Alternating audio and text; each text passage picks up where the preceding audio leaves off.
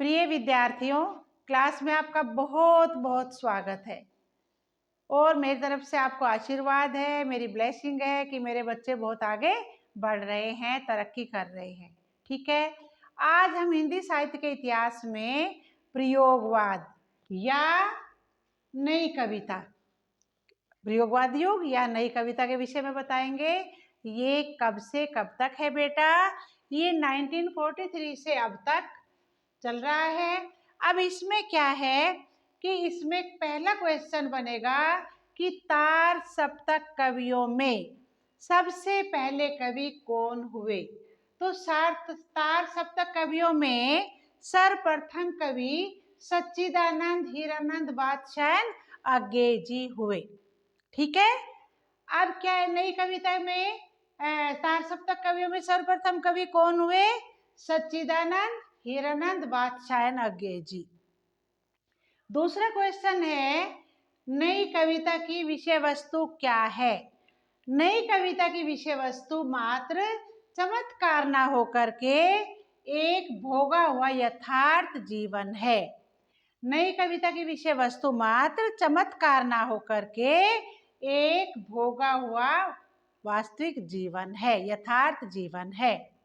तीसरा अब क्या है? प्रयोगवाद की विशेषताएं। बेटा, प्रयोगवाद की कुछ विशेषताएं हैं। देखो कि नवीन उपमानों का प्रयोग, इन्होंने पुराने उपमानों पर ध्यान न दे करके उनकी तुलना में नए उपमानों पर जोर दिया। ठीक है, क्या किया इन्होंने? प्रयोगवाद की विशेषता ये है कि नवीन उपमानों का प्रयोग इन्होंने पुराने उपमानों पर जोर न दे करके नवीन उपमानों पर जोर दिया। दूसरा, अहम की भावना। कविता में अपनी ही भावनाओं को उजागर किया। कविता में क्या किया? कविता में अपनी ही भावनाओं को उजागर किया।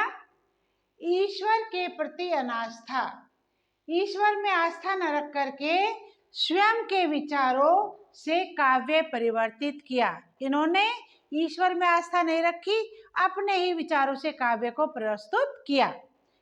ठीक है, रूढ़ियों के प्रति विद्रोह, नवीन समाज की स्थापना पर बल दिया। इन्होंने कहा कि जो रूढ़िवादी बातें हैं उनको क्या करो, उनको नहीं अपनाओ बल्कि नवीन समाज की स्थापना करो। ठीक है बेटा, क्या किया? रूढ़ियों के प्रति विद्रोह किया कि रूढ़ी बातें हैं जो उन्हें छोड़ दो, क्या करो? नवीन समाज की स्थापना पर बल दिया। अब बेटा कुछ कवि हैं और कुछ उनकी रचनाएं हैं। पहले भारत भूषण अग्रवाल जी, ओ अप्रस्तुत मन, ओ अप्रस्तुत मन। दूसरी है धर्मवीर भारती, इनकी रचना क्या है? अंधा युग। और नरेश मेहता, इनकी क्या है? इनकी रचना है संशय की रात। बेटा, ये जो छोटी छोटी वीडियो जो हम बना रहे हैं, इनको पढ़ने से एक तो ये हो जाएगा कि हमारे कुछ क्वेश्चन बन जाते हैं अपने आप। प्रयोगवाद क्या है? नई कविता की क्या विशेषता थी? तार सप्तक क्या होते हैं? कितने कवियों का एक समूह होता है? फिर क्या है कि इसमें इनकी विशेषताएं क्या है?